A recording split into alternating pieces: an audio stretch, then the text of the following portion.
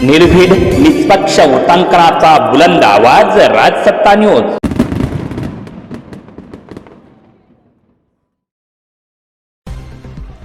आमदार अमोल खताळ व महायुती उमेदवारांनी मानले मतदारांचे आभार।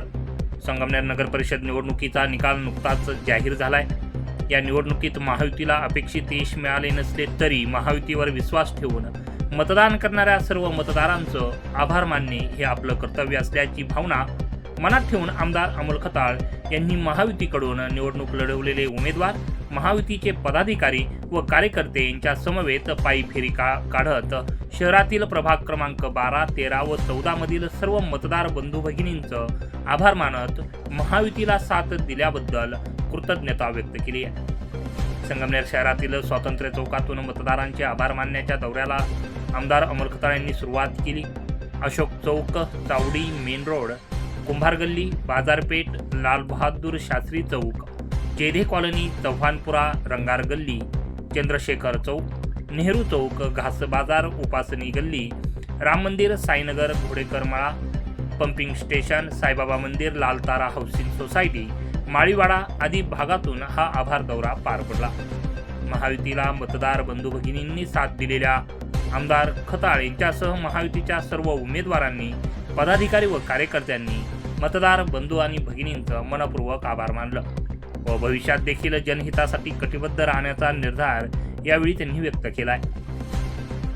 या आभार दौऱ्यात शिवसेनेचे शहर प्रमुख दिनेश फटांगरे, विनोद सूर्यवंशी, भाजप शहराध्यक्ष पायल ताजने, महायुतीकडून उमेदवार केलेल्या पूनम दायमा, उमेश ढोले, सागर भोईर, साक्षी सूर्यवंशी, परवीन करपे, नीता मोहरीकर यांच्यासह महायुतीचे पदाधिकारी, कार्यकर्ते व महिला पदाधिकारी, पुरुष मोठ्या संख्येने यावेळी सहभागी झाल्या। त्या निवडणुकीमध्ये मोठ्या प्रमाणात संगमनेर शहरामध्ये धनशक्तीचा वापर झाला। दादागिरी, दहशत करून मतदारांना दंबाच्या धमक्या देऊन मतदान करण्यात आलं। त्यामुळे मतदारांच्या प्रति आज एक विश्वास देण्यासाठी आणि ज्या पद्धतीने ही महायुतीच्या वतीने लढाई लढण्यात आली, त्यामध्ये आमचे जे सर्व महायुतीचे उमेदवार होते यांना बरोबर घेऊन मतदाराचे आभार मानण्यासाठी आज मी स्वतः आमच्या सर्व उमेदवारांबरोबर गावठाण भागातून सुरुवात केली होती। आज सर्वच भागांमध्ये आम्ही आभार मानत आलो।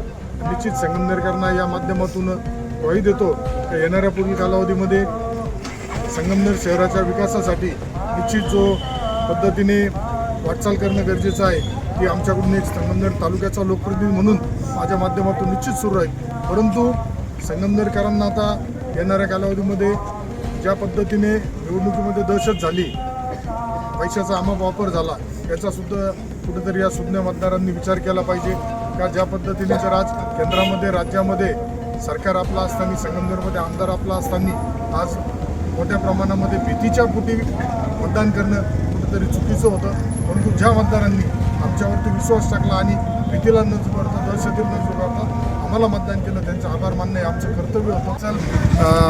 इकडे दिल्ली नाका साईडला जे वादविवाद झाले, पोलीस प्रशासनाला कठोर सूचना दिल्या आहेत। संगमनेर अशांत करण्याचा जर कोणी प्रयत्न करत असेल तर त्यांच्यावरती कठोर कारवाई करा आणि यापुढे संगमनेरमध्ये कुठल्याही प्रकारचा निवडणुकीमध्ये मला 2 नंबर धंदे चालू न दिल्यामुळं जो त्रास झाला तरी मी त्याच्यामध्ये अजिबात डगमगणार नाही। येणाऱ्या पुढील कालावधीमध्ये संगमनेरमध्ये कुठल्याच प्रकारचे अवैध धंदे, 2 नंबरचे धंदे चालणार नाही। जर त्याला कोणी पोलीस प्रशासनातील भ्रष्ट अधिकारी कर्मचारी पाठबळ देत असतील तर निश्चित त्यांच्यावरती कारवाई करण्यासाठी मुख्यमंत्री महोदय असेल, उपमुख्यमंत्री महोदय असेल आणि वेळ पडल्यास सत्ताधारी आमदार जरी असलो तरी रस्त्यावर येऊन लढाई लढण्यासाठी मी तयार राहील।